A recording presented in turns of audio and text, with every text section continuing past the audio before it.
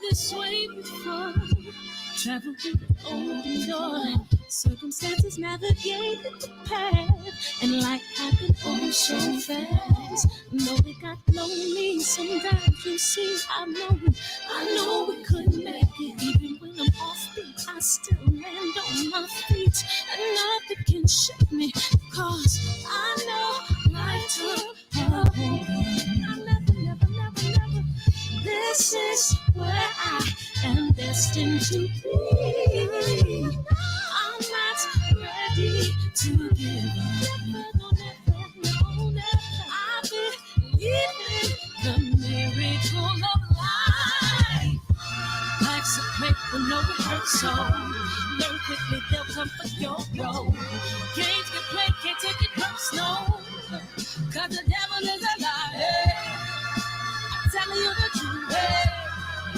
It's all in what you do. Some things you gotta do. It's fight for millions. Take a second, see the blessing in it. But much expected, much is given. When I made the living, now I'm giving back to children. Never let the power come first before your happiness. Yes, you can be the best if you go the distance. Mix a little sweat with your persistence. You know that the best things are never instant. Just shine up, let them see your brilliance. Get up, open up your eyes now. It's the moment of truth. No backing down. We're bringing it through like for the children, it's a given. You gotta give it, be a blessing. This my personal statement. Run the game like I'm aces. Learn to develop patience, determined to be the greatest. Yeah, bobbing and weaving, they changing up like the seasons. Indigenous to the grind, so I do it for all my people. Jabbing the competition, back up against the ropes. You fighting for recognition. I'm fighting just to promote equality where we lacking. Or cancer slowing our road. I'm confident we'll make it. Focus on common goals. Yeah. Give back, give love, give something away. Never give up, stand tall to fight another day. 2 toes, 2 feet, I stand on the ground. I'm going back soon and fight this final round.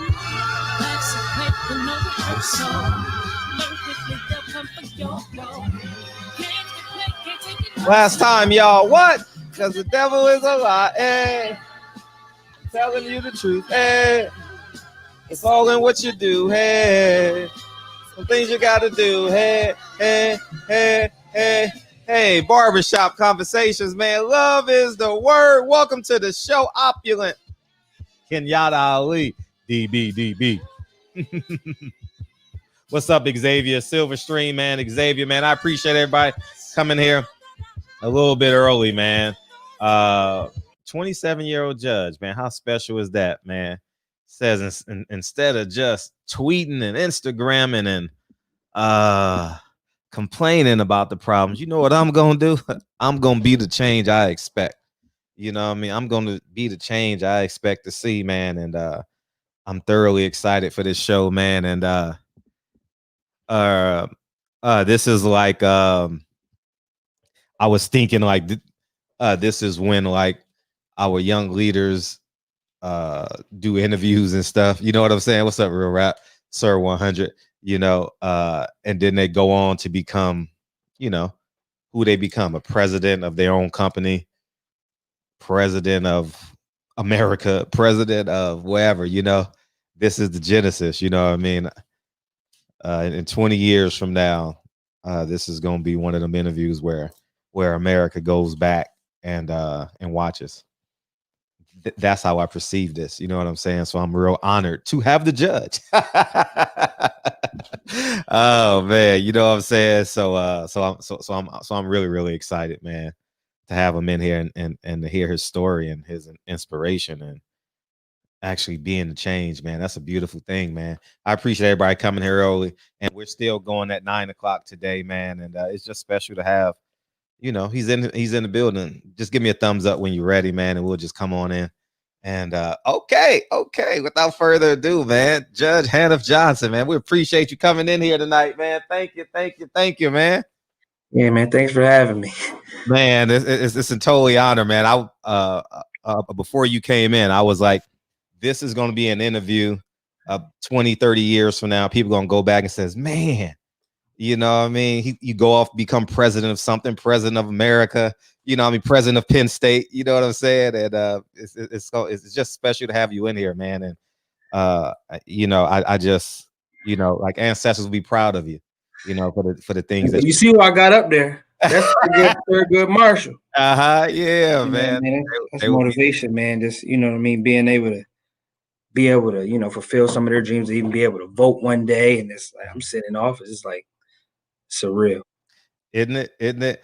Now, before, because I mean, we can go down the pie hole in a minute about what's going on in America and how you perceive it. But man, you were a high school athlete. Track, you said track saved your life. Talk about your childhood and how it molded you, and how you walked into the step of Penn State. Man, I mean, like, I had every strike against me coming up when I was younger. My mom, dad, grandma, grandpa, aunt, uncle, all drug addicts coming up. All of them. First time, you know, when I was 5 years old, first time I seen somebody get murdered when I was 5 years old, in broad daylight. And what's weird about that is when that guy came home from doing that time, I was the first person's hair he cut. And I ended up finding out who it was that did that when I was 5 years old. And I was just like mind blown when I was talking about that one day in the barbershop, and he, you know, he got real silent and he said it was him. And I was just like, wow. But yeah, I grew up in the projects. My mom, you know, she took in everybody's kids, my aunt's kids, my cousin's kids, my stepdad's, two of his kids, and then their brother. So it was about, like, you know, about 8 people in a 2-bedroom in the projects coming up. My mom had a huge heart. So, you know, coming up, it was, you know, a little challenging. You know, you don't get the best sneakers, the best clothes type of thing. So, you know, when I was around the age of 15, I jumped off the porch. That's all I'm going to say about that. If you know type of thing, you know. I actually, like, with track, you know, I was a middle distance dude, and I started, you know, running track. And one day I looked over at this event. I said, hey, coach, let me try that. I think I can do that. I did it. I jumped. And then I asked everybody else, I was like, yo, was that good? The dudes from the other team was like, yo, is he serious? So I was like 3 feet away from breaking the school record. I jumped further than everybody. And at that time, you could have exhibition and you could have people that, you know, jump for points. And I didn't even jump for points at that point in time. But yeah, I ended up, you know, it was about like a month later, you know, I ended up jumping like 3 feet further, and I was a state champion. I'm like, oh, this is crazy. So then, you know, I just kind of, I always was a smart guy, always stayed in school type of thing. But, you know, I was, you know, not all the way focused, if you want to say that. But then, you know, I got right, got straight. And I said, you know what? Yeah, we out of here. I already knew I was going to college, but, you know, just, you know, didn't cost as much at that point. So. How did you keep it together? Like, what are some, like, keen moments in your childhood that you reflect on, that you say, man, that was a transitioning moment to propelling me forward? It was crazy because I seen an old lady working at McDonald's, and I walked in there, and I'm just like, why is she working here? She looked like she about 70-something years old. And I'm just like, I can't go out like that. And I start thinking about all the dudes and all the people always tell me, man, if I had did this when I was younger, or I would have went here, or I would have did this different. I said, I don't want to be one of them people that talk about what I would have did when I was younger. You know, and I had this, my physics teacher in freshman year of high school was a millionaire. And he came to me and showed me this chart. He said, listen, if you open up a Roth IRA, you max it out each year, you can be a millionaire by this age. And if you do it for your children, open up a custodial Roth IRA.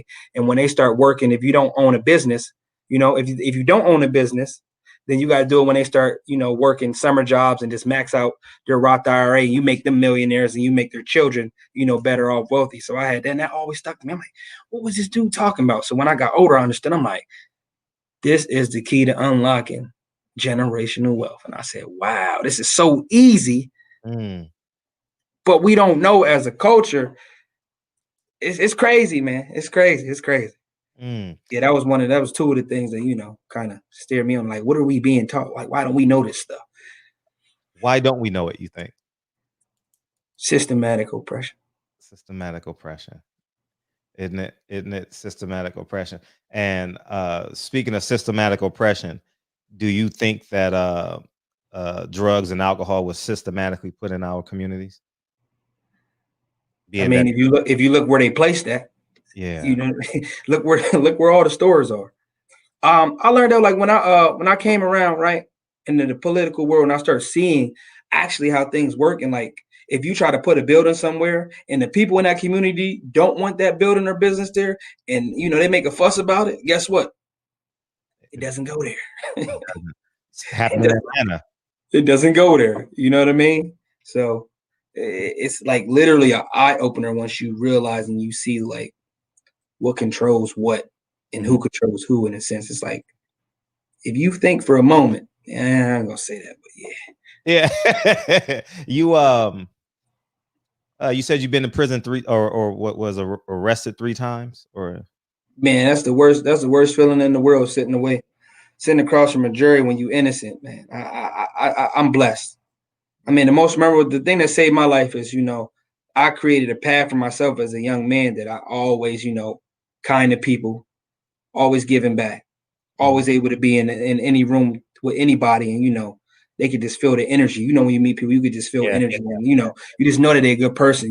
I mean, the most impactful one was like before. I used to always have that mindset. It's like when people say, as a black male coming up, you got all the whole world against you. I used to be like, nah, you got to put yourself in the wrong place at the wrong time. Right. You got to put yourself in situations until the situation came to me. Wow. You know what I mean? I literally was out on a street. It's crazy because I ended up moving back to that street. But I was on the street hanging out with some friends. And one of the friends got into the car with me. I dropped them off at home and I came back. And then I was sitting on the porch and I'm looking, I said, ooh, somebody about to go to jail. Because I seen the police. There was 6 ways that they could have came in. There was a cop here, cop there, and on the backside, it was the same way. And they was peeking out and they swarmed the block. And then I seen a kid go by in the car. He was looking at the porch we was at. Cop radioed the other cop, the one right there in this shirt and the other one in that shirt. Wow. I'm like, oh, I don't know what y'all did when I was here, but I'm out. Uh-huh. I leave. Cop run me down with the dog. Like, you got to come back. I come back to the porch, do the same thing, that one. And I was one of them with a gray shirt. He locked me up. I'm like, what you doing? He said, you about to get 5 to 10 years, sir. I'm like, oh. I'm like, for what? You know what I mean? And then I go down. They didn't tell us nothing. They had us in the cell for about 14 hours, sitting there not knowing what we was in there for. So my best friend, he goes out, he come in, they say, yo, they said I had a gun. I'm like, what? And this is my freshman year home in the summertime from Penn State. Mm-hmm. So I'm on the track team. At the time I was a civil engineering major. Mm-hmm. I was at Penn State. I come home and this, I come to see my friends and this is the first thing that happens. So then I go and ask, you ever been in trouble before? I'm like, no. I said, I'm up at Penn State in college. They said, bail $10,000 security, out of here. I'm just like, wow, I'm really in jail for a robbery. So my mom had to use the money for my books for that semester to bail me out. And luckily my old gym teacher from the high school was a bail bondsman. Wow. And then my old high school coach, he called a lawyer, which is now my mentor and now a judge in the Court of Common Pleas. And he did my case for free. So now he's my mentor. It's crazy. So then he did my case for free. And then I went fishing with the cops 2 weeks before that event happened because my female best friend's dad was a police officer. Wow. So I met the head detective on that trip. So I come to court. This man met me one time. I came to court. He said, why are you here? I said, I'm here for a robbery. He said, what? Don't worry about it. He said, your friend's back there? I said, yeah. He said, come back and get him in 30 minutes. I came back. He got my friend out of jail. They gave us all polygraph tests. And we all passed them. And I went and found out who actually did it. So what happened was these dudes was walking down the street and the guys robbed them. And it's funny because when the cops was coming on the street, they was leaving off of the street. I swear to God, it was like a movie. So they just robbed. So what they did, they had two Caucasian guys come back to a scene, and they just picked out young black guys. Wow. Mind blowing. Isn't it? Yeah. And that stains your brain in terms of like being black. You potentially have 2 strikes against you. Imagine doing 5 to 10 years, and that's doing 20 when you innocent. Especially when you're innocent. You're right. And just think about all the potential that's been cut off in jail, because look what you've become, and look at all the potential that's literally sitting behind bars right now. Yeah. It's sad, man.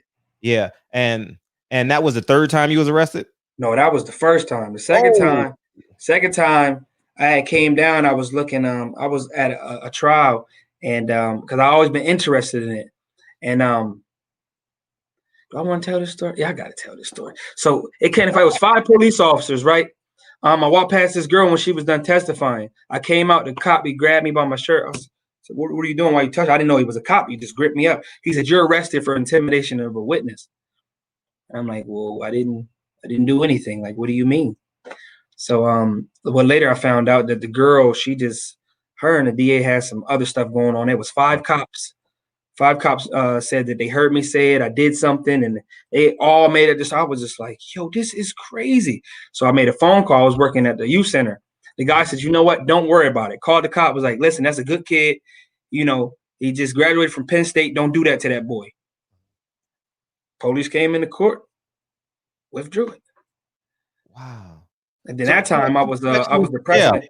Yeah. They actually arrested you. They arrested me. And then again, I had to call my teacher from high school. Yeah. I said, listen, I got $400 on me. I need you to give me. He said, okay, meet me at the wing spot. I gave him the money.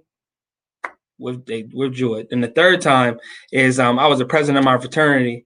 All you know, some mess happened. They tried to make it seem like I was some ringleader type of thing, and I was graduating and leaving. And they found out that I had got arrested. They revoked my bail and told me to turn myself in. So I had to go do 2 weeks.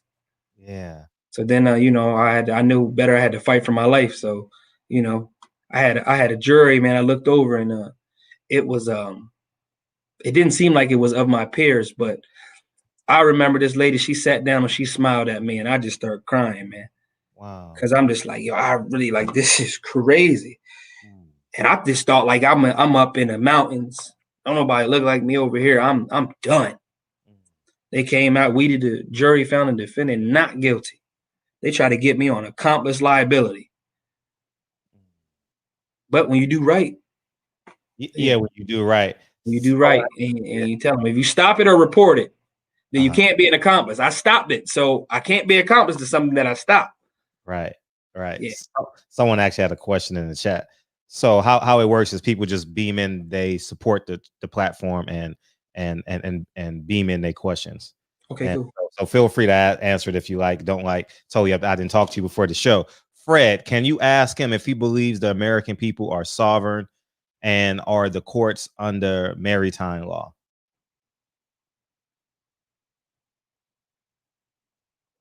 All I know is I dealt with a sovereign citizen. I'm still new to both of those areas, but I can say that I respect it. From what I do know about it. I even had this one guy. You got to refer to all caps in the names, and you got to they feel as though they're entitled to the government funds and the banking and all that stuff. I stay away from that type of stuff. It's just like it's super political. I don't know. I don't know too much about it, so I can't even indulge into the specifics of it. Now you graduated from college. How's mom doing at this point? She's all right, man. That is the light of my life right there. That's my baby, man. She's the my biggest support system. There is my son thinks that's his mom. So she supports me. I love her. She scared me. Recently had a stroke. We're trying to get her to stop smoking and stuff. So but she's definitely the strongest woman that I know, with the biggest heart in the world. She'd give you her last dollar. If she had to. How many siblings you have? I'm my mom's only child. Wow. Yeah. See, well, my dad's side, I got, was it 3 sisters? Uh-huh. My stepdad's side, I got like 3 brothers and a sister, but I claim them as my, Uh-huh. the brother on my stepdad's side, man, we closer than anybody could be. Beautiful. Yeah. Beautiful. How what was your plans when you graduated from college? Man, I didn't know what to do because, like, I had that little situation up there, and then after it was done, they held my degree for a year from the school because Oh. I didn't talk to the school about anything because I was trying to protect other people, Uh-huh. and I didn't say anything. So I ended up working at a casino as a blackjack dealer, which ain't a bad. That's not a bad gig, man. Straight out of high school, for real. You making like $30 an hour, $25 an hour doing that. But yeah, my plans were just I ended up in the social field, and like when I was in school, we used to make fun, like engineering and economics and all. We used to make fun of, like, people would go to school for, like, English or something like that. We used to call them coloring book majors. That's what we used to call them. So the science guy used to be like, "Oh, you here? Oh, what you do for? Oh, you color." So we used to tell them, "Oh, you got to have a real big heart." But I ended up in social work, and I loved it. Like, even now, I do this job, but I'm a family resource specialist, for a company called Justice Works, and we work with juvenile probation. We work with children and youth. We do like short-term interventions to prevent placements, violation initiative to stop, kids from violating on juvenile parole. And we also do like Why Try, where we take kids to school. So, like, that giving back stuff. I worked at the welfare office. I did that. And then I was a refugee caseworker. And then I worked at Schaffner Youth Center as a counselor to juvenile delinquents. And I'm all about touching that one kid, man, Wow, that one kid. I love it. I love it. Like, if I talk to 1 million, if I touch that one, I'm gonna feel accomplished because can't save everybody. Just like today, man, I was standing out in the cold with these two young bucks, and what was 5 of them, but the 2 older ones, man, I stood out in the cold for about an hour talking to them. One got shot coming in, the other one shot his friend. So I'm just like, yo, what are y'all doing? And they was trying to, I'm trying to get them to get right. And then the other one, he ain't been home in like 3 weeks, and he about 12 years old. I told him next time I catch him, I'm gonna do something to him to take him out, scare him from coming over. But I know his mom and stuff like that. That old school stuff, man. That it takes a village, and I wish I was back then. Go ahead, give me a beat and take me to my mom's house to get another one, because some of them, they need that type of stuff. Oh man, your energy it radiates through this screen. You gonna be a special dude, man. I appreciate that. No, I'm being dead ass. Like, I've interviewed everybody you could think of. Your energy, man, whatever you want to be it. I'm man. Dead ass. I'm being dead. You can be whatever you want, man. Yeah. You project well off my screen, man. I appreciate it. It's definitely refreshing. You when did you get the urge to become a judge or run for a judge? So I was sitting in this Schaffner Youth Center, and this lady, her name Marva Brown, she came to me and she said, "You should run for district judge." I'm like, "Don't you need a law degree?" She said, "No." I said, "What?" She said, "You can get certified or you can have a law degree." So when I look into certification, so the certification is the way it's made. It's like a lot of people can't do that. You have to be there for an entire month. The way it's structured is it's everywhere. And only 3% of people pass it the first time they take it. Right? So I'm just like, okay, all right, I'm gonna think about it. So where I was registered to vote at, it was this guy, the office that I'm in now, he was there for 36 years. So I thought he was still running. I looked in the paper, I seen he wasn't running no more. I said, oh. So I seen who was running. I said, you know what? I told my supervisor on Friday, I said, I might quit my job Monday. They thought I was playing. I came in Monday, slid that paper across, quit. Because I was working for the state, you can't hold a civil service position and run a campaign. So I quit. On that Friday, I went home, talked to my mom, my dad. They said, boy, you making good money. You better not leave that job. What are you talking about? I said, my mom, she was like, Hanif, you better not leave that job, right? I talked to my friends, talked to my homegirl. She said, yo, you should do this. Like, I said, these people can't beat me. I know this girl, she was on city council. She had every endorsement you could think of, every connection you could think of. But I knew her as a person because I went to high school with her. I said, she can't beat me. I said, I know she's afraid to talk to people, and I'm going to use that to my advantage. And then the other two, they was just, I said, I ain't got to worry about them. But her campaign manager was dope. He's now the Secretary of Pardons. That dude got a story. He was in jail upstate with 2 gun charges and drugs, and now he done got himself pardoned, got a gun license, and the Secretary of Pardons. He's the dopest man I know a lot. Wow. But back to the story. So when I ran, my mom, she came right back around. So what I need to do? She was my finance person. She done got so close with the dude downtown with all the stuff, figuring everything out, man. She ran everything tight. That was one of the roughest things I ever did.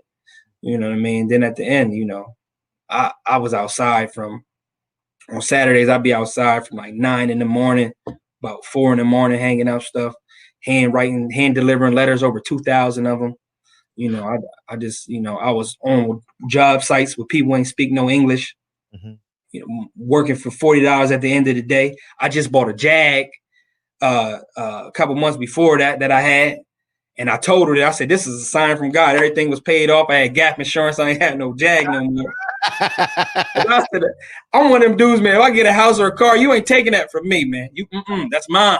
You feel me? So I'm going to get it. And I just had a baby, and I had another one on the way. So, that was some challenging time. And when I found out I run, some dirt flew up and got in my eye, and some water came out, you know what I'm saying, when I was holding my mom, you know what I'm saying? But that feeling was, it was like, it's crazy. Because then when I got sworn in, right, I got sworn in, like around here, the news, they didn't care about none of that, right? Because I ain't killing nobody. I feel like, they didn't care about that. So I walk across the street and, they see this young dude in this black robe. And I swear the mayor and the entire city council, the city treasurer, and the newspaper, everybody looking at me like, who is this dude? And I swore them in. So, that was another one. They're like, who are you? I'm like, I'm Judge Johnson. Well, when did that happen? About 3 minutes ago across the street.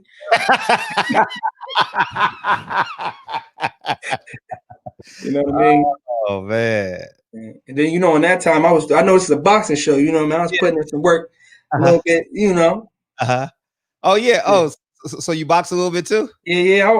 I got the little trophy up there. I won the semifinals and stuff like that, but I never made it past the first round. TKO on everybody the first 3 fights. But other time the dude was running, so I ain't trust my stamina. I was still new to it, so he outpointed me because he was running. But someone has a question in the chat, dog. Someone has a question.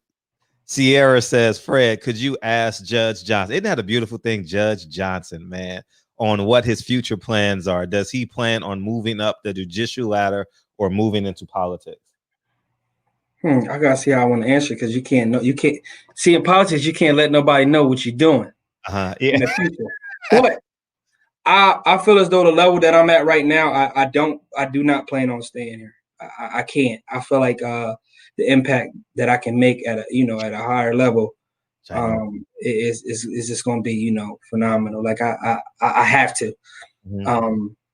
And then when I look at, other people, they have their own practice as well as, then, they further up. Like the one judge, she went from my level and she skipped the next level and just went to the Superior Court. So, I always think of things like that, or, even becoming like in Philly, Larry Krasner, progressive district attorney, maybe one day, who knows? Yeah. They make a huge impact. And I definitely don't think I'm. Yeah, I definitely don't think that I'm done, because even the things that I see now, I can't say anything. Like I'm in the middle, and like on the inside, I'm just like screaming. But I'm one of those follow the rules, follow the guidelines type of guy, and I've learned you don't stray outside of them, or you end up in a bad spot. So, oh my God, the things that I see, I'm just like, wow, or like how is this even happening? So I definitely, I'm not done. I can't be done. Even like, I forget that I'm young sometimes. I feel like I'm not doing enough. Right. And I'm like, man, I'm running out of time. You know what I mean? And then, the older people tell me, man, you ain't running out of time. Knock it off. I said, but I just got so much, I'm trying to be like Thurgood one day. Right. You know what I mean? Imagine that. Yeah. Imagine being appointed by the president. Imagine. What's when you ran, how challenging and how much did your past play a part in your campaign? Oh, it helped me, especially So I could walk on a porch with 5 people, pants hanging down, smoking weed, blasting music, and get them all registered to vote, get their numbers, and tell them I'm coming back on this day and they voting. Or I can go into a business and get them to put my sign up or talk to a whole room of people with suit and ties on.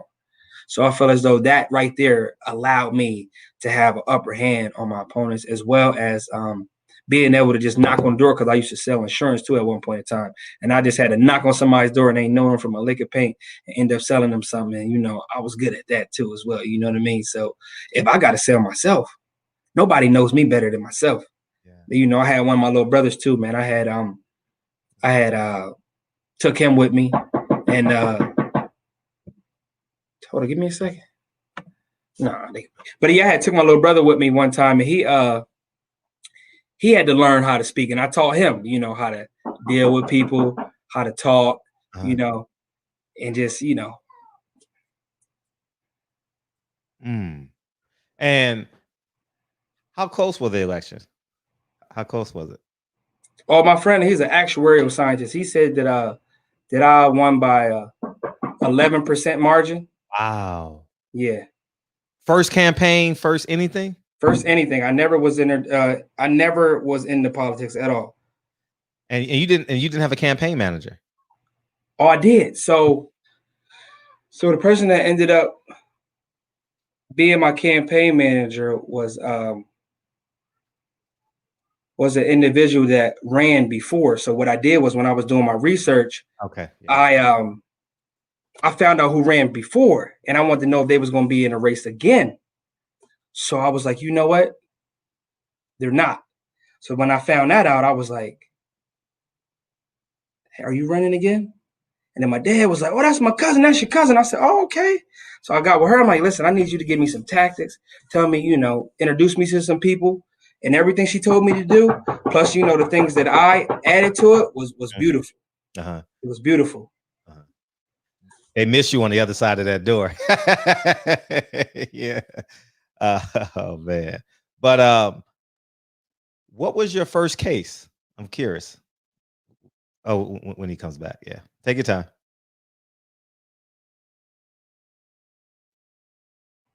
But yeah, when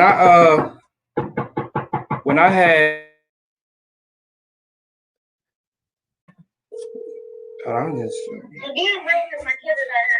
You got me. Yeah, you got me on. Yeah. Yeah, we can't hear you now. You good. Yeah, this is dope, man. Man, this is such a refreshing story, man.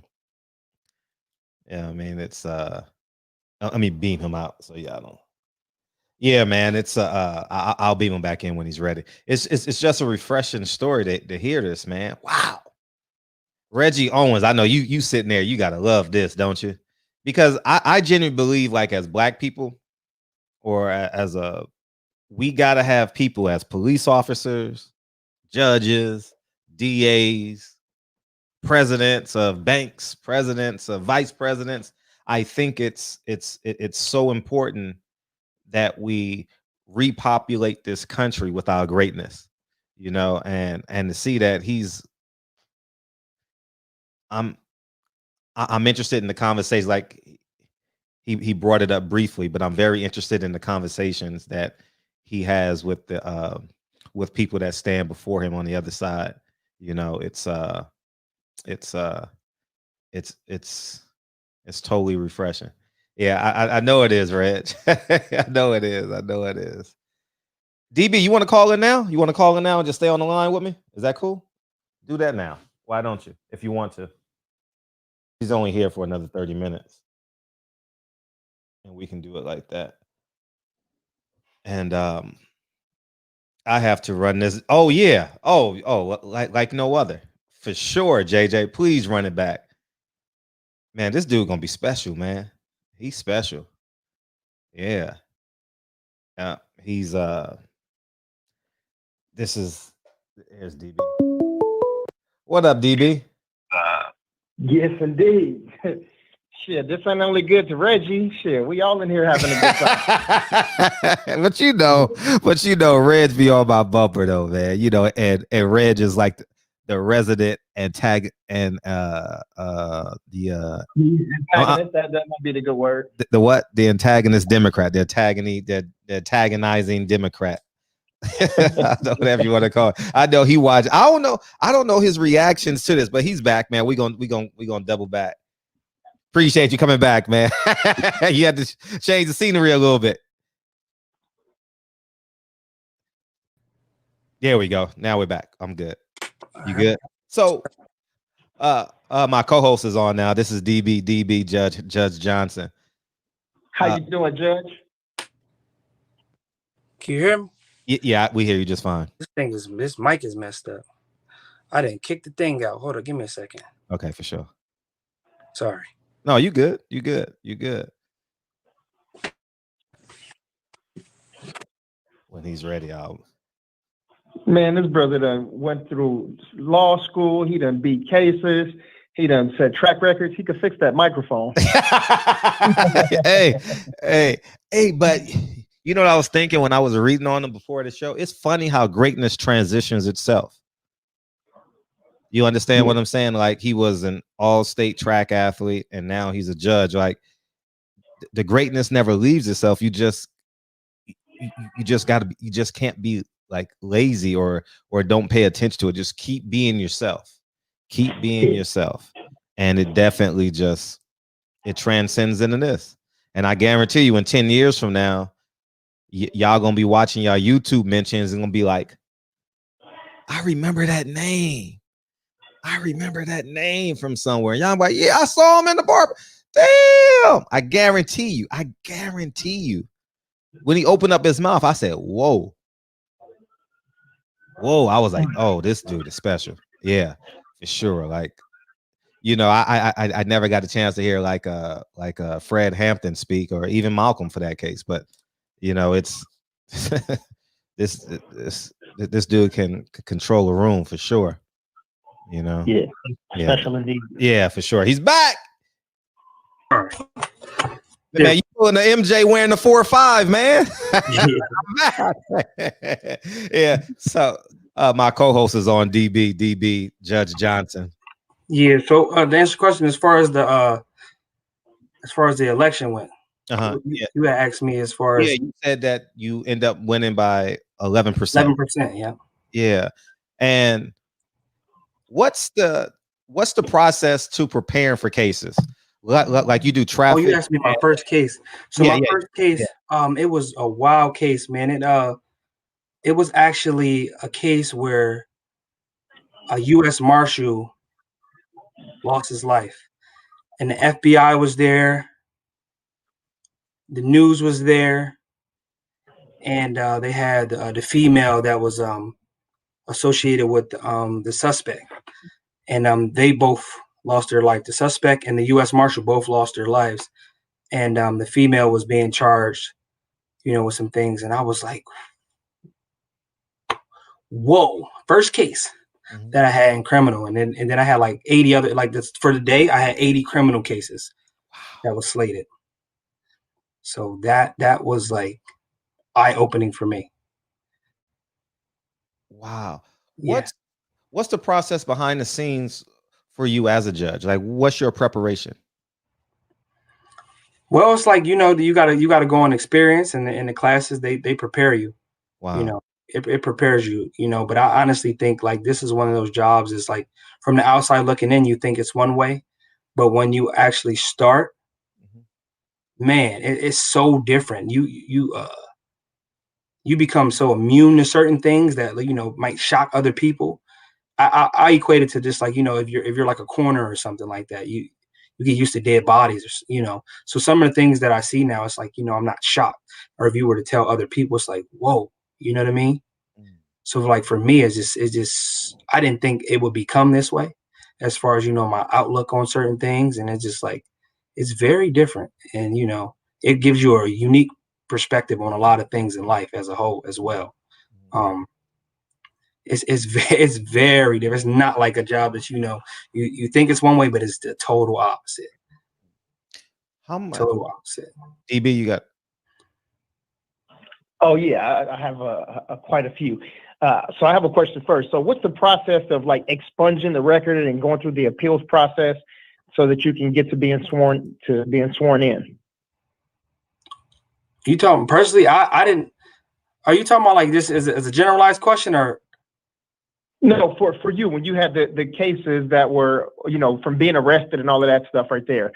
I don't think you got charged or anything, right? So you don't have to expunge, but I know you have to maybe appeal those arrests or whatever. And no, the arrest record is this a part of the of the expungement process? So like for me, since I didn't get convicted of anything, it's very easy. So you just fill out the forms for the Court of Common Pleas, grab the state police checks, submit it, and then they usually approve arrests with no problem or issues. In the state of Pennsylvania, you can get things expunged like misdemeanors, 5 years after no police contact, and then for felonies you have to get a pardon from the governor. I got you. And then for young people right now, so we have I don't know, let's say guys between the ages of 12 through 16. What sort of programs and things should they do right now to start the process of going to law school or to, I don't know, what to call it, judgeship? Yeah, so at that age, I think it's very important, like things like, so like if you ever watch the movie For Life, it wasn't a movie, it was a series on a guy. If you look at that series and you notice that one time when the two women, they were married to each other, and her son was going to get suspended, and they made a big fuss about him not having certain things on his record. So those type of things, I feel as though, parents and things should pay attention to that type of thing. Because trying to get into like law enforcement or top secret jobs or anything like that, they look at those things. So those type of things are very important. Like even like, not getting suspended, school attendance and things of that nature. So it's like, I honestly think it's like, far as preparation is more, that's the biggest key thing, trying to get into this confidential field, or like, cause like I have a guy right now, he's trying to get in the police department. And he got charged with a few things, but never been convicted. So it's rough when you have those type of tags on you. Right. Yeah, and you just spoke about that movie. I want to talk about some books. What books did you read coming up and even now that were like most inspiring to you? Just because, Jarvis. I guess he didn't like your question, DB. They usually don't. Oh man. So yeah, he'll be back in. I guess he got a phone call at the same time. Yeah, man. It's go ahead, DB. No, I'm excited, man. This is, it's one of those things I mentioned before. We meet somebody who is, 45, 50 years old, and they have all these accomplishments. It's like, okay, you had time to do these things. But when somebody is in their 20s, what I'm saying? Like this, you talking about a dude even younger than me, you know what I mean? Like getting it in like this, there was no time for him to take any breaks. You know what I'm saying? Like, he always had to do something. He had to be watching something, some documentary, reading a book, studying something. I mean, there was no breaks, so yeah. I think you mentioned it before. You just can't be lazy. Yeah. But it's like books, things like that. I wasn't an avid reader at all. Wow. Really wasn't, big in the books until, later on when I start, becoming woke in a sense.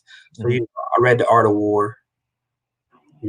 That's one of the latest books, and then I just read a lot of finance and econ books on like finances and invested, stock market for dummies type of things. But I never even was like I used like one of those like life experiences. But I just started getting into reading, so I wasn't a big book guy at all. What's the judge relationship with the jury? In terms of like just the overall, like what's your discretion, what you can and can't do? So as my job, right, I send cases to the next level, what would be like the jury trial. Gotcha. So my job is to see like, so for me, it's like if any crime is committed in my area, like, or if you want to get someone out of a home, so far as like crimes being committed in my area, if you want to get someone out of a home, if you are charged with like a non-traffic offense, like harassment, or if you're even charged with like a parking ticket, I have like a boundary of the city where I am in like quote unquote control of.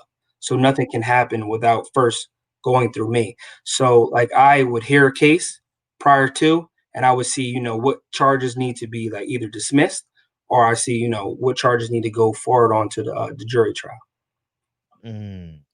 So are you deliberate? So hypothetically, you're deliberating on, I hate to use example, but hopefully it makes sense to the audience because it's so polarizing now. The police officer shoots suspect A, and in your jurisdiction, and then like in most cases, like yesterday, the officer will not be charged. You make the decision to put the charges in and then send it to a jury trial. No, if he was to be charged by, you know, the district attorney, but in that case, I feel like the state attorney general would pick that up. Gotcha. So cases like that, I don't think that I would even hear those type of cases, even if the officer was charged. That's like more of like a state attorney general type of thing. Gotcha. But if it were just like, you know, a regular, you know, type of guy, and he ended up doing that, he would, you know, be responsible for that. You so you have great interaction because now you're seeing the people who vote for you, family members or themselves, actually come into your courtroom. How's that? Oh my goodness. So I've seen people that I go to school with, you know, that come before me, and they stop talking to me because, you know, if I feel as though I can be fair on making a decision without, you know, any prejudices or you know, things of that nature, and I hear it, I am going to make a decision that's solely based on what I'm hearing, not because of a relationship or if I know you or not. And some people can't handle it or they don't like it, and they don't talk to me anymore. So I've lost, you know, relationships. I've lost, you know, people that I know off of that, you know. I even heard, you know, some family members' case, and I make a decision based on, you know, the facts. And they complain to my mom or something like that, and I told her I don't talk about, you know, things outside of work, so I don't respond to it. You know what I mean? So it's definitely challenging at times because people expect, you know, since they look like me, that I'm just gonna, you know, oh, you were doing this wrong, and they just throw it out. No, that's not how it works. I have the job to do. I'm gonna do it. Facts. DB. Yeah, I have one that's a little bit trivial though, because we all grew up watching like People's Court and stuff like that. What did you think about the shows that had Judge Greg Mathis, who had a similar story to yours, but he was actually locked up as a youngster, and then South Central LA's own Judge Joe Brown? What did you think about those shows? Oh, those shows is funny, especially my man be like, "Are you a crackhead, ma'am?" But yeah, you know, growing up, man, I just be like, yo, that's powerful. These dudes are judges, you know, and then you know, to even be on TV and just have that image is just like, you know, that's a good look to be able to see someone that looks like you know what I mean, and to try to attain something like that. So maybe I could be on TV one day. Who knows? Call Judge Joe Brown, Judge Mathis. Y'all getting old. Y'all need to replace him. How much of that is actual, and is any of it changed a bit for theatrics for the sake of TV? So with that, they actually have real cases that they mitigate and they go through because it's civil, you know. So it's like, you know, they agree to have it, you know, come on a TV show, but it's already, the decision's already made, and it's not real. So it's different. It's not real, but it's real people, real cases, but they already decided it, and they bring it onto the show. Okay. Yeah. Fun. The civil law, man. Civil law is long, and yeah, we even get, you know, days to make a decision before even tossing down and handing down a decision on it. Gotcha. And there's a super chat for you right here, brother James Manning. He said, ask Judge Johnson about his accomplishments as a track and field coach. while running for and while in office. So is he asking like Right. while I was running for While you were running, yeah. So when I was running for office, I was coaching, and during that time, I coached a kid. Man, he broke my school record, shattered it, and he ended up, being able to go on and get second place in the state. He should have won, but he didn't. And I ended up, he went to Youngstown State. On a 52% scholarship, which is, he ain't had to pay for nothing. And he broke their school record on being there, just for the first season as a freshman. So I was able to pass down, the things that I learned from school and the Olympic Training Center and all my knowledge, and I passed it on to him. And he was able to break my school record and go on and break his college school record. So it was awesome. That could be the name of your book, Running While Running. This book talks for sure. I'm thinking about it, because I just got to think on how to say the things that I need to say to reach the people I need to reach without, Yeah. So when you went to Penn State, you probably had a decent experience. I mean, you finished school. If you had a chance to do it all over again, would you have gone to Penn State again? And also, what do you think about the HBCUs? The HBCU that I went to, I went to Lincoln, and I didn't like the way it was structured. I feel like I was closed in compared to Penn State, but Howard is amazing compared to when you compare those two. If I would have went somewhere, it'd have been like, I like the way, I met a lot of people like Steve Payman. He used to be the CFO for Beyonce for Parkwood Entertainment. So, and he went to, Morehouse, and like the brotherhood of those guys, that I've seen them have, and like, just listen to them talk, I feel like if I went somewhere, I would have HBCU. It probably would have been Morehouse. But as far as Penn State, I wanted to go to University of Arkansas, which is SEC. They had the best coach there. My mom, she was really upset about, me going away that far. So I went to Penn State because of my mom. I actually, a guy called me and was like, you should go to Penn State. And then they said he sent the money to the school for me to go there because I switched so late. And I met this guy for lunch, 15 minutes. He paid, gave me money to go to Penn State my first semester. Wow. First time ever meeting me, man. And that's how I ended up at Penn State. So I'm just like my mama, she was all scared and worried. I said, all right, I'll just go to Penn State. What's your thoughts on today? Like, you see what's happening at the state capitol, and what's your thoughts as you watch the news? It's crazy. I can't. This is political, and we can't talk about political stuff. Oh, for real. So it's wild, and it just shows where we are today, and we're not as far as we thought we was. I'll just say that. Can you talk about solutions? You know what? But I'll say this: we needed all of this to occur. We needed the individual that was there to be there for that time being. We needed that. It was definitely needed. It's one of the first thoughts I had when I saw it on my timeline today was, where's my Terrell Owens popcorn? You know what I mean? Like, this literally go. It's just my opinion. Let them get out of their way because I know what many people, well, I should say not many, but people in our culture are going to say, well, they compared, we doing comparative analysis. Like if this was a black man versus a white man doing the same thing today. And so we get angry at the system. And I'm saying, in my humble opinion, let them go. Let them go. Send the police home. Just stop trying to compare things. You know what I mean? It's just certain things happen, and they, in my opinion, they need to. Yeah, and I'm excited for tomorrow. As I watch the news, and tomorrow maybe next year, tomorrow maybe 10 years from now. But the fact that I think people misconstrue poverty with color. Poor people are poor people. You understand? And in my humble opinion, there's a great percentage of people that are poor that are there. they lost their job, they lost their business, they can't afford their lifestyle, and they're just angry with the system. And I think they attach themselves with a conglomerate that's at least pushing in that direction. They don't have maybe not the same ideologies or reasons why, but the fact that they're pushing against something, I believe, inspires them to join in.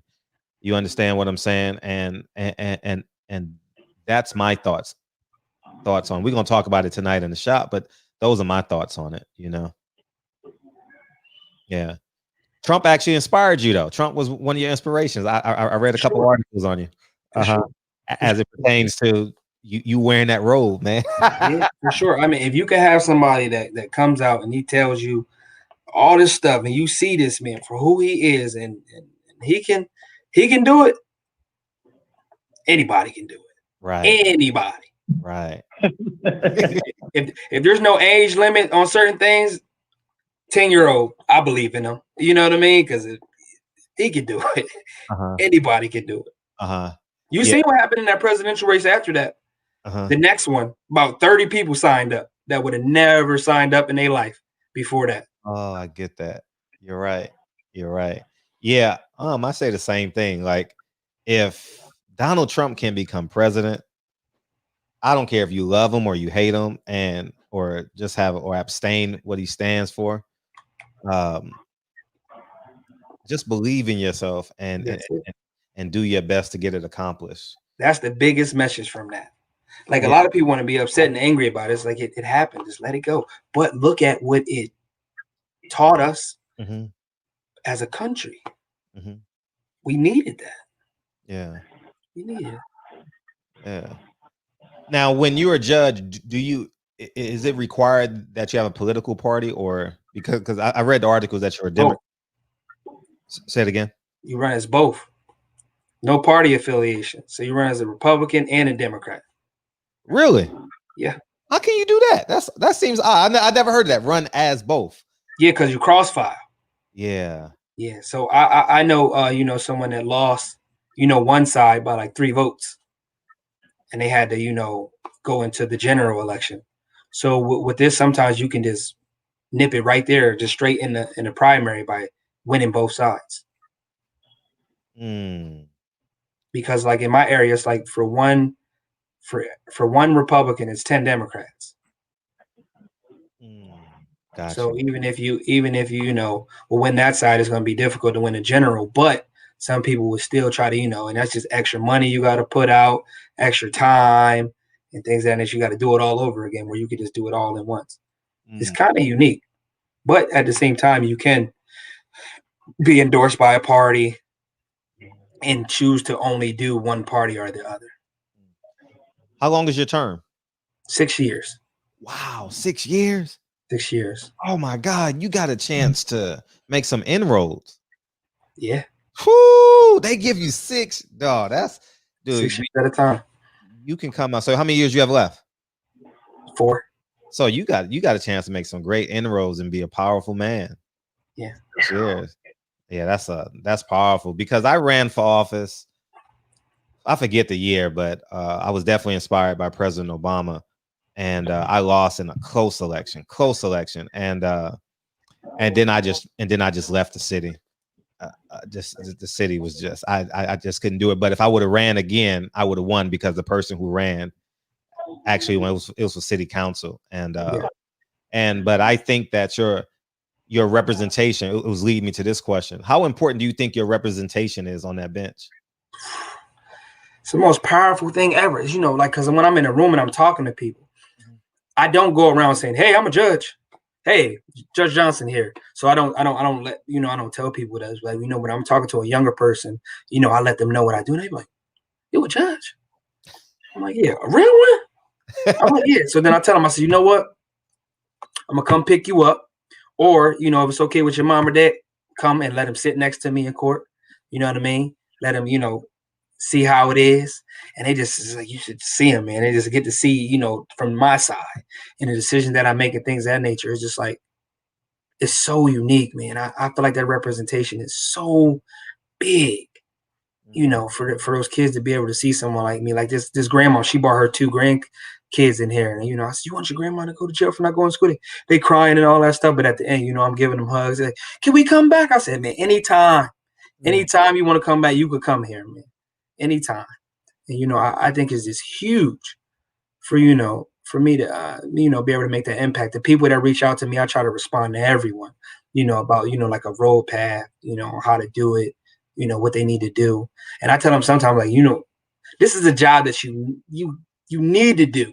You probably don't want to do it, type of thing. Cause I want to be a judge, and they do it. It's like, ooh, it's kind of lonely. You gotta isolate yourself.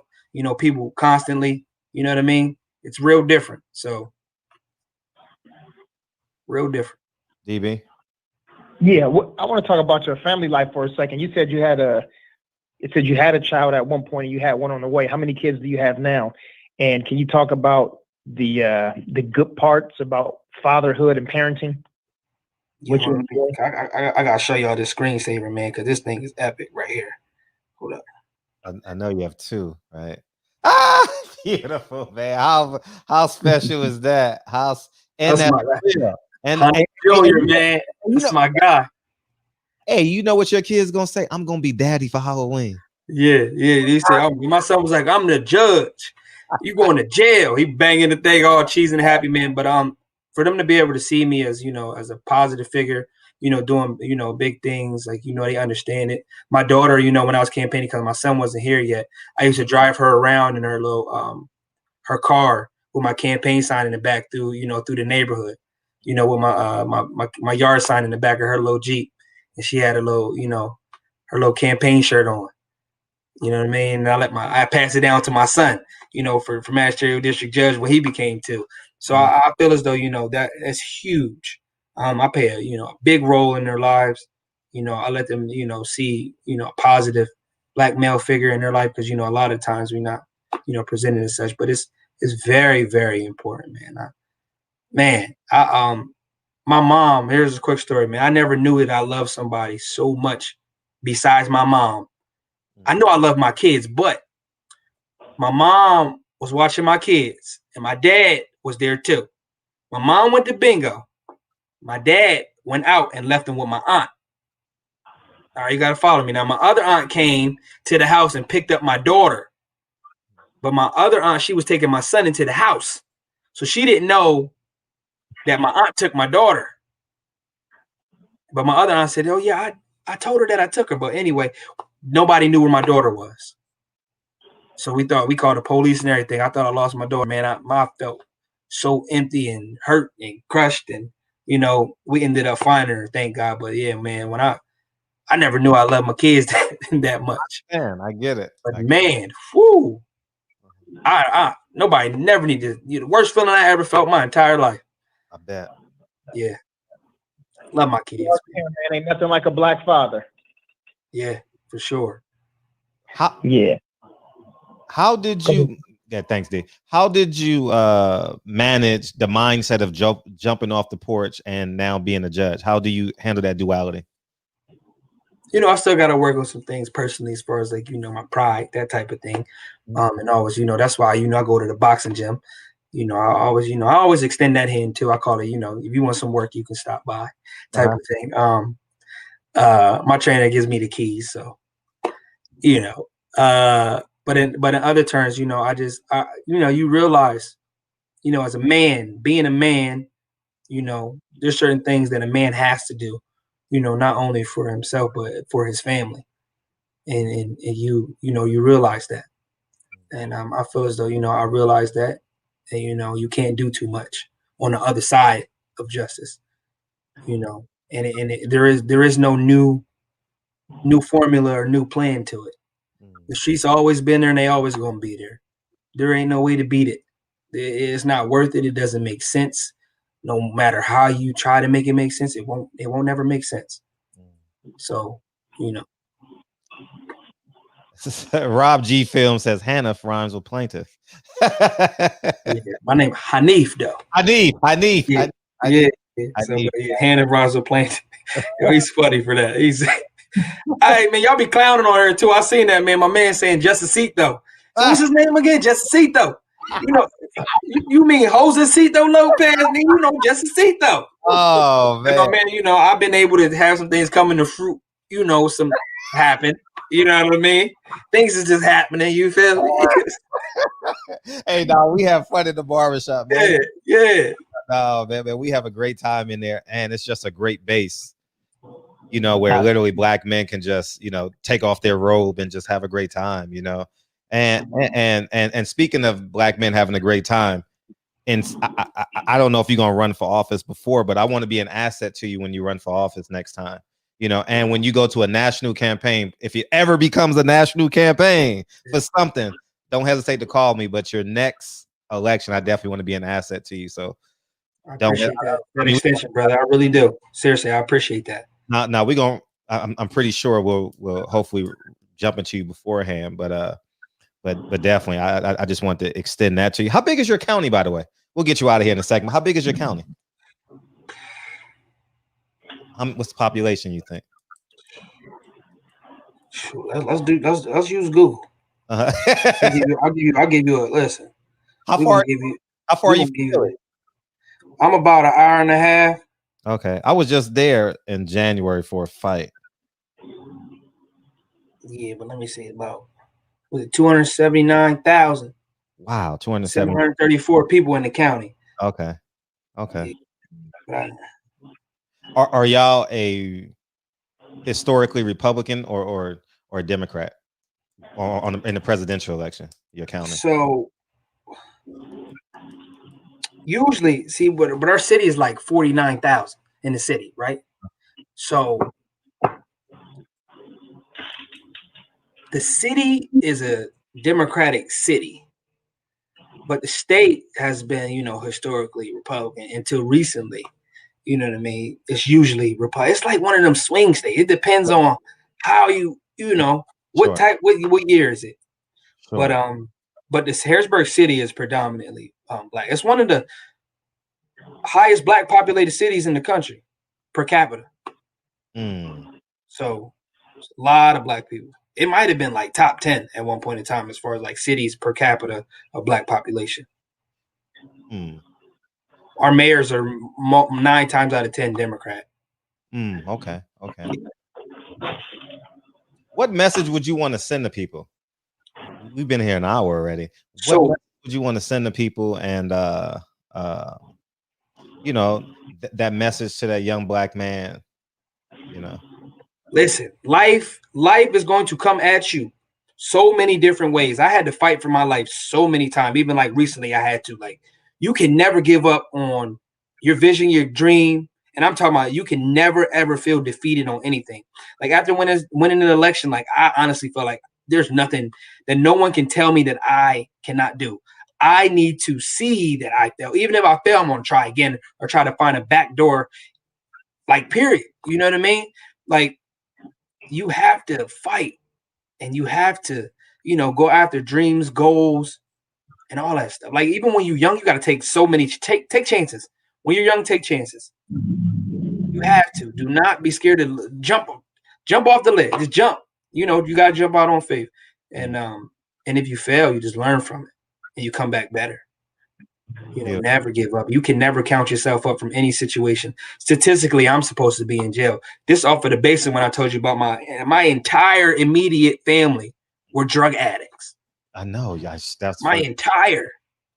But let me throw this in there. My mom got over 17 years clean. So, you know, and my dad got about 13. So, you know, everybody they got their stuff together. You know, rest in peace to my grandma. She just passed like last December, but she had over 25 years clean as well. So, but yeah, coming up, man, that was different. Like seeing your mom with some stuff in her hand and she tell you, oh, that's just my friend. And I got them selling it for me. She gonna kill me if I said that. But you know, or waking up and her friends, you know, drop crack pipes in your bed because they spent the night. You got to see that, and then it's one of them things where it's like, you know, your mom got to tell, I'm sorry that happened. You don't need to see that, and she cussed the lady out, kick her out, type of thing. But you know, I seen it all, man. I seen it all.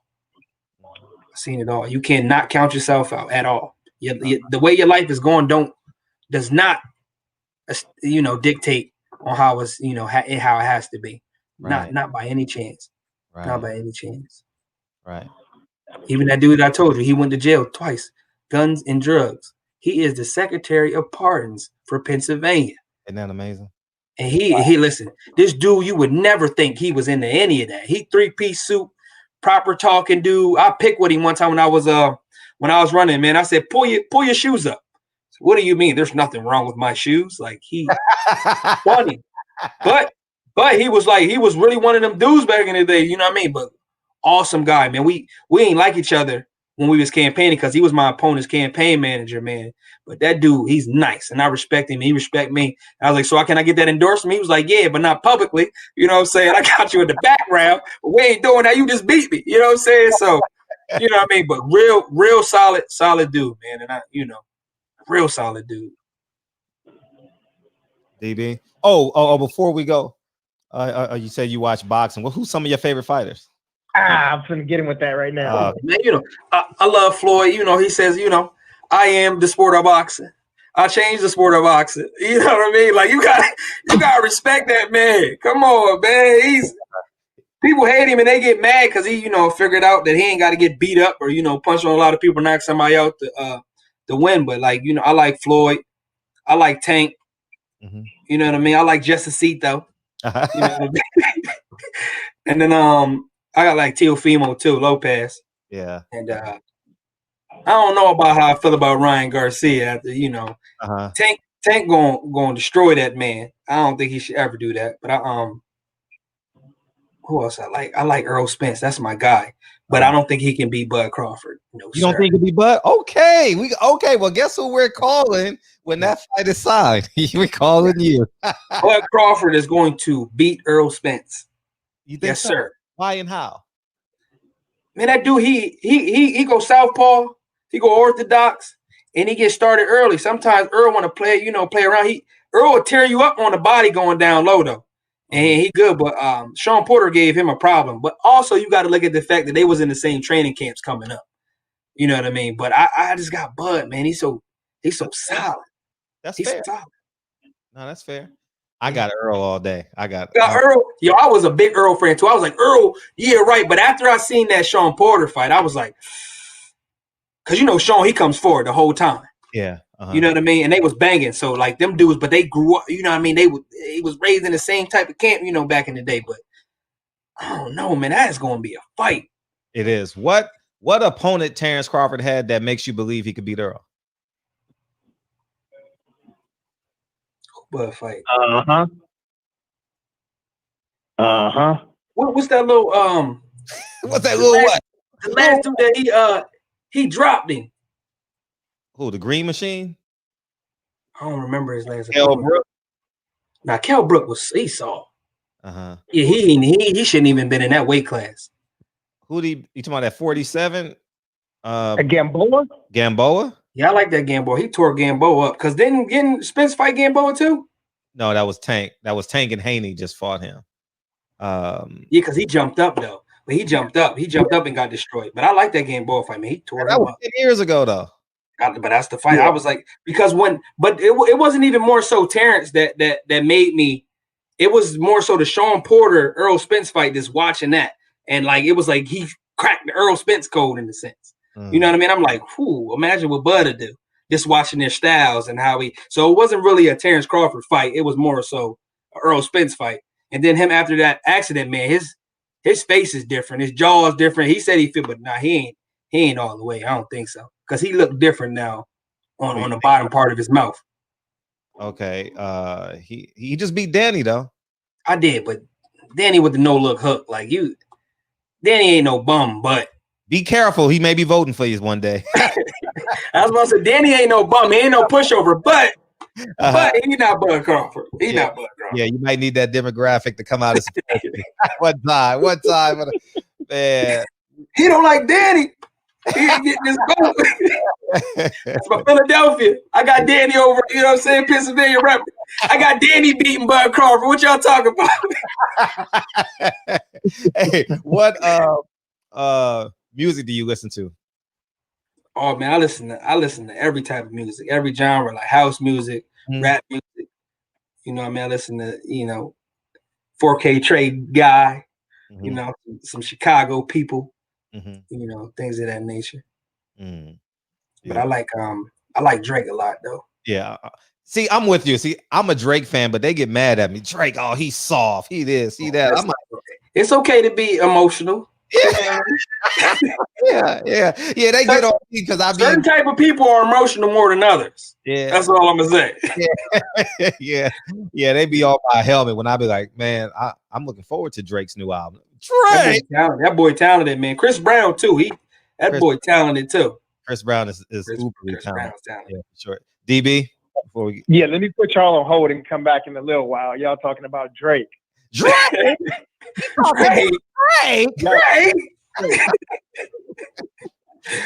Yo. Hey, go ahead. Yeah, what about Devin Haney? Devin Haney, he's under Mayweather. Yeah, that's Mayweather Pops. Is he under Mayweather Pops, or is that the other one? He's not training with him no longer now, but but that was I don't know about Devin Haney. Go ahead. I never watched Devin Haney. I never watched it. It's coming up. I never watched it. But I heard he's in the talk with Garcia, Tank, Teofimo. Like, I got to see him. I heard him talk about him on the radio. They said he's solid. I really never watched him fight. I never watched none of his fights. I'm like, I watched one, but I don't remember who it was. And I'm like, okay, he was looking sharp though too. He was looking sharp. I'm trying to figure out what happened to this little Philippine dude. I watched him on the other card when they robbed that Australian dude for his belt. Oh, Maloney on ESPN. Yo, you talking about robbery? You talking Maloney with the headbutt, right? Is that what you talking about? No. It was an Australian dude. I think he might have fought Pacquiao. Jeff Horn, Manny Pacquiao. And they robbed Pacquiao. I think Pacquiao whooped him and they robbed him on that fight. Yeah, Jeff Horn. I think he's retired now, Jeff Horn. But yeah, I don't know if that was it, but I remember watching the fight and they robbed that man. I'm like, but it was Rolly Romero. I don't know the name, bro. I do not know the name. I ain't gonna sit here and try to act like, yeah, that's it. I don't know. Okay, I ain't gonna do that. But yeah, they robbed it. But it was a young Philippine dude, man. He was sharp. You know what I mean? I'm a big fan of boxing, man. I go to the amateur fight still. You know what I mean? I go in the gym for like a whole month going there. I got a little young buck. He coming up. I go in there, let him get some work. Tell him, all right, man, you got to calm down. He coming up. I'm not in shape. Like, cause you listen, boxing is a sport that a lot of people do not have respect for until they try it and they're like, whoa, this sport is no joke. Yeah. Cause I was a track dude. I said, man, yeah, right. I run track, but no boxing shape and track shape, two different things. Cause you got to get hit while you're tired. So it makes you even more tired. It's different. Yeah. Super different. Man, absolutely. Honey. Yeah, I got to tell you how I got my nickname. I was talking smack when I had came into the gym and I just started. And I said, man, I'll fight anybody in here. My hands is like that. So you know what I mean? My trainer said, you know what? Come with a mouthpiece tomorrow. You run your mouth too much. It was a week in the gym. So I was going into was a whole bunch of because they got like Puerto Rican dudes and they get trained by the Puerto Rican trainers and the black dudes. You know what I mean? Yeah. So I was going in the ring. I'm like, Hanif, Boumaye, Hanif, Boumaye. So I get in there, right? And boop, dropping. Whole gym get quiet. They're like, oh. So now the Puerto Rican dudes call me Boumaye. So that's how I got my nickname. So Hanif Boumaye Johnson, because they ain't know my name. So they like all the Puerto Ricans are like, Boumaye, Boumaye. Man, you might want to sell that story to Middle America. We ain't believing that in the barbershop, man. Forget that. We ain't believing that. I'm telling you. We ain't believing that. Hey, he throw one punch and the fight's over. Oh, man. Hey, listen, he got back up. He got back up, though, and I was running after that. I was running. It's one of them. It was like Ryan. You know how Ryan was playing around. You underestimate your opponent. Oh, he brand new. He ain't gonna do nothing. Wow. You be like, whoa, okay, all right. Oh man, this guy good. He got a little thump on him. I gotta be careful. Yeah, man. We appreciate you coming in here, man. We thank we call her PPD, but you know her as Patricia Patty Dean. Man, we thank you for coming. She set this up, man. She's like, man, you got to get him on the show, and I was totally excited, man, to have you. And honestly, I appreciate your excitement for wanting to come in here, man. And it's one of the funnest interviews I had, man. Like you said, I did a lot, but this is one of the, thank you. I can feel it, real, you know what I mean? Positive. I love it, man. Now, now you didn't gain the fan to the show, and I'm a that's more. Oh, that's for love. sure. That's love. For sure, man. For I sure. want to connect you with some people down in Philly too, like that boxing scene. So whenever you're ready, I'll gladly introduce you to the boxing community down in Philly, and maybe y'all can connect up and stuff like that. That'll be dope. I can get some work for sure. Yeah. Work and ticket and connection. Yeah. I mean, because you might get out of there before 6 years. You know what I mean? You know what I mean? You big time, man, for real. Yeah. It's like when you see that kid in middle school and you like, man, he going to the NBA. Yeah. Yeah. I appreciate that, man. Yeah, no doubt. Yeah. I try to stay humble. You know what I mean? Like even when people in court, man, I treat them with so much respect, and I tell people that, and I say, I could be you, you could be me. So I would never ever look down on you or treat you like you're less than, man. Even though you're sitting in there and you over, I'm gonna treat you like a man or a woman and respect you. Because even though I'm here to judge you, I'm not judging you or your character. You know what I mean? And I feel like that's big, man. I thank God. I thank everybody, for giving me the opportunity. I just, you know what I mean, for even believing in me, man. It means the world to me. Wow. For sure. DB? Man, all I can say is thank you, man. We appreciate you for all that you've done so far. And, thank you for, sometimes we don't have the best situations growing up, but they turn out right the way that they're supposed to. So a tough upbringing sometimes makes for a tougher person and builds character. Oh, man. And in this case, it definitely has. And, we appreciate your parents and your family and the village who helped to bring you to this point where you are, man. So thank you, Judge Hanif Johnson. We appreciate you, man, and look forward to seeing you with many successes and back here in the shop again with us again. Yeah, for sure, man. Anytime y'all want me in the shop, man, just reach out. When y'all talk, listen, when they fight, I'm coming back. No, come back, please. Because matter of fact, I'm gonna chop that up because me and Earl follow each other, and I talk to him sometimes. I'm gonna chop that up and put it on the channel so he can. I'm put Earl Spence. Yo, as Bud Crawford gonna whoop you. He gonna respond to it. Earl will respond, and but man, we appreciate you, man. Dreams and nightmares, man. You turned your nightmare into a dream, man. Yeah, for sure, man. Truly appreciate you, man. And all them doors that got closed, God opened up this big one, man. It was like step through, and I was like, okay, I'm gonna do it. Sure. Thanks again, brother. We appreciate you, man. No problem, man. Anytime. All right, one. Yeah, later. All right, peace. What's up, man? Jarvis. What Jarvis? The judge take bets? Oh, judge take bets. Yeah. If it's legal, he got to go to the casino to do that. Oh man, we got a middleman for him. You know what I mean? To collect, to do the collecting of the cash and all of that. Transfer, man, that was awesome, man. Yeah, wasn't Thank that fun? Again, PPD. Mm-hmm. Yeah, that's dope. Yeah, we got it done. But yeah, it was cool, man. I appreciate y'all hanging out with us tonight, man. And make sure y'all share this video, man. Share this video. I'm telling y'all, in 10 years, y'all gonna come back and be like, damn, I remember. I'm no lie. I believe that. I believe that. So I thought about something right now. Yeah, go ahead. I just thought about something just processed right now. Mm-hmm. And y'all talking about Errol Spence. Judge said that EJ fought Sean, like a bit emotional or whatever. And then 30 seconds later, here y'all go talking about Drake talking about it's okay to be emotional. Man, let EJ fight the way he fight. I think Terrence fights more emotional than Bud, than EJ. And I think Terrence is gonna get in there and make it more personal than it is, and EJ gonna beat on him. So anyway, but yeah, I can't wait to get him back in here after that, man. Get him and Glasses. Oh yeah, we gotta get Glasses. Glasses got a project dropping soon, so he's Glasses can come in anytime, man. We gotta get we'll get Glasses back in, man. Let's get out of here. You in traffic and shit. I heard you doing in traffic and all that, man. Hey, get about it, man, so I can go be dad real quick, and we'll be back at 9.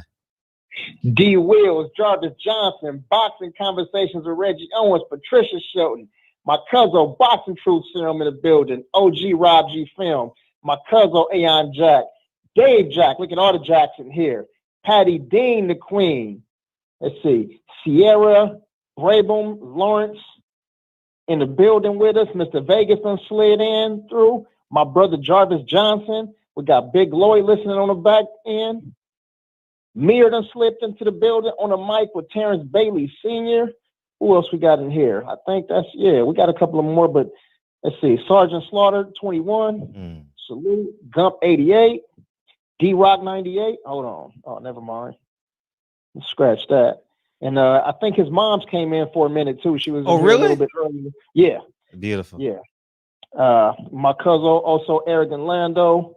Yeah, man, California here, always representing hardcore, man. And we had another great show, but Xavier Moses, I see you, X. And yeah, we'll be back here at 9 o'clock Pacific Standard Time. Hit that thumbs up real quick on this video because you gotta like it. And, you gotta like it. Until then, yeah, we're gonna rock out. Play the song, Fred.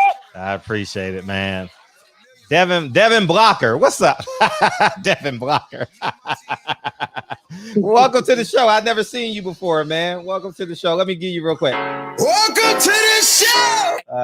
Appreciate you, Devin man. Blocker. So his nickname is D Blocker. God. He said glasses album going triple copper. Hey, save that because he'll gladly respond to that. People Hernandez, what to do, big homie? Hey, man, you support us, rain to shine, man, sleet to snow. Appreciate you, big homie. Yeah, man, this was an awesome show, man. Man, we got so much popping. Man. Yeah, man, it's just amazing. So that's where we're at. Now let me get out of here, man. Y'all know the song, right? The song will be back at 9. I love y'all, man. We getting out of here, man. I gotta get some shit done. We appreciate y'all, man. Love y'all. Appreciate you, DB. I see you tonight, yeah? All right, all the time. Peace, Kate. Love y'all, man. One time, y'all. One time. All right, man. I'm telling you the truth. Hey. What you do, hey. The things you gotta do, hey, hey, hey. All right, love y'all, man. See y'all in a bit. Rob, we gonna come back with you tonight. You know what I mean? Love y'all. Peace.